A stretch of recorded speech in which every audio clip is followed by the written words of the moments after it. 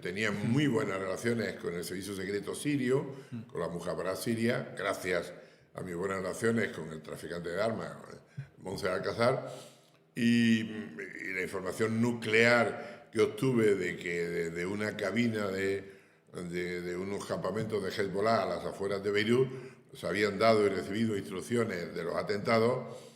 Cuando estaba a punto de subir en el avión, digamos que me impidieron que subiera porque ya estaba el Partido Socialista ganando.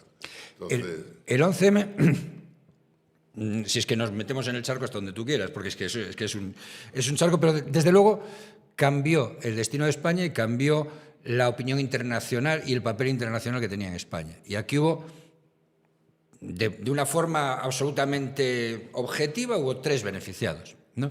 Que fue Marruecos, evidentemente, que pasó a ser el aliado preferente de Estados Unidos en el Estrecho de Gibraltar.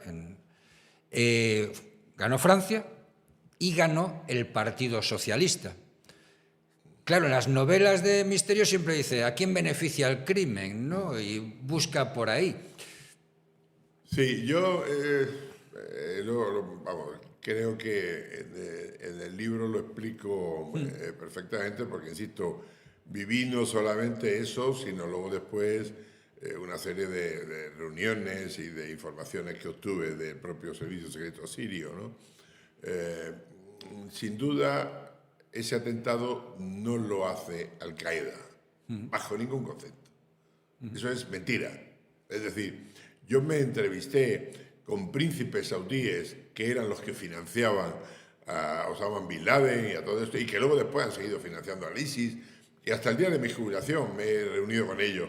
Son príncipes que les salvé de unas encerronas que le preparó Estados Unidos y que yo, por las buenas, que obtuve de ellos no sé si su amistad, pero no su confianza, porque yo me enfrenté a Estados Unidos hasta el extremo de que conseguir que las causas que había contra ellos se cerraran, ¿no? Era un montaje también de tráfico de drogas, lo que suele hacer siempre Estados Unidos, ¿no? Hay un libro que algún día escribiré, pero que sí, y no terminar en Guantánamo, sobre los negocios de la DEA con la droga, ¿no? Prácticamente el 80%, por no decir el 90%, de la droga que se mueve en el mundo la manejan ellos. Entonces, en este caso, yo tuve la confirmación de que nunca Al-Qaeda había hecho ese atentado.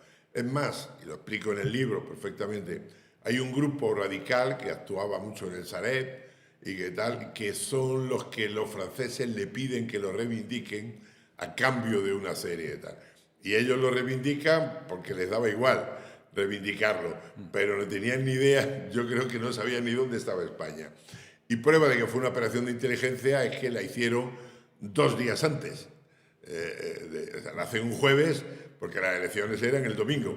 Y como los españoles tenemos la memoria de pez, si se hubiera hecho un mes antes o 15 días antes, no hubiera pasado nada. Pero como fue, digamos, casi inminente, y como además, para facilitar las cosas, dejaron una serie de rastros, como la famosa mochila esa de Valleca, que nadie se cree, o incluso una nota en la mezquita de la M30 para dar más pistas, oiga, que hemos sido nosotros, ¿no? Porque, o sea, había un intento desesperado, lo cual determina, digamos, la fragilidad que tiene nuestro Estado democrático, de que en un momento de confusión, de bulos, como ahora están de moda, el español vota por la emoción y no por el convencimiento. Sí, se decía que si había sido ETA ganaría el PP y si había sido los islamistas que ganaría el PSOE las elecciones, ¿no? Claro. A mí me pilló en Bilbao. A mí me pilló de escolta en Bilbao el 11M y tenemos que recordar que el primero que le achacó la culpa a ETA fue Ibarretxe. Sin duda. Que fue el primero en salir en televisión. Sin duda. Pero eso es por varias razones coherentes. Una, que cada vez que había unas elecciones, ETA, unos días antes, preparaba un atentado para alterar la opinión y el criterio. Y 2, porque hubo una maniobra de distracción, unos señuelos que no sé si consciente o inconscientemente ETA se prestó a hacer una maniobra de distracción. en unos furgonetas que aparecieron unos días antes, en una maleta en un tren y todo eso. Y al final alguien llamaba anónimamente a los fuerzas de cuerpo de seguridad del Estado para que fueran descubiertos y se sacrificaban, digamos, estos mensajeros para que todo el mundo, después del antecedente que se había tenido de las bombas que venían de las furgonetas cargadas de explosivos que venían camino de Madrid y de la maleta encontrada en un tren, ha sido ETA. O sea, y eso era... Sí, y esa es la opinión y el criterio que se tenía hasta que aparece la famosa mochila, misteriosamente, y donde aparece un explosivo que nunca estuvo conectado al teléfono. Y no podía explotar. Y que no podía explosionar. Y además en la radiografía se veía perfectamente que los cables no estaban conectados. Yo explico la razón de por qué había tornillería en esa mochila y por qué había metralla en esa mochila y no en ninguno de los cuerpos que aparecieron, porque eran dos atentados que los servicios secretos franceses habían previsto. Uno con suicidas y otro sin suicidas.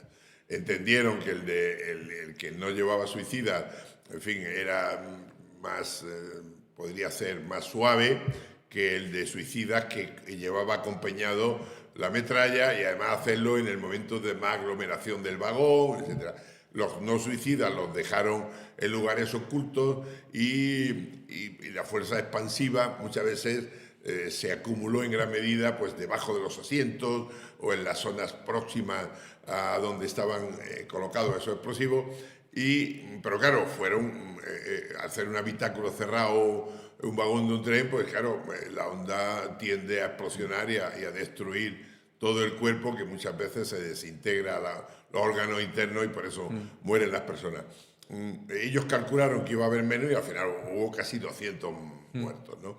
Pero eso cambió la historia de España, como muy bien ha dicho. ¿Por qué? Porque la influencia que estaba empezando a tener gracias al presidente de Estados Unidos, España en la zona del Mediterráneo ya iba a superar a Francia y eso Francia no lo iba a permitir, ¿no? Y eso unido al acto de la isla Perejil, que a la gente no le da importancia, pero que fue muy importante porque los marroquíes son muy dados a hacer pruebecitas, a ver hasta dónde llegan, ¿no? Lo han hecho en muchas ocasiones. Y prueba de ello es que ahora mismo tienen chantajeado a España porque de vez en cuando, ahora te voy a mandar 100 menas, ahora te voy a ver cómo reacciona, ¿no? Es decir, y eso, de alguna manera, se estudia en inteligencia, es una operación de inteligencia con unos, digamos, daños colaterales que estaban previstos. Pues un poco, salvando la distancia, lo que nosotros hicimos con el GAL.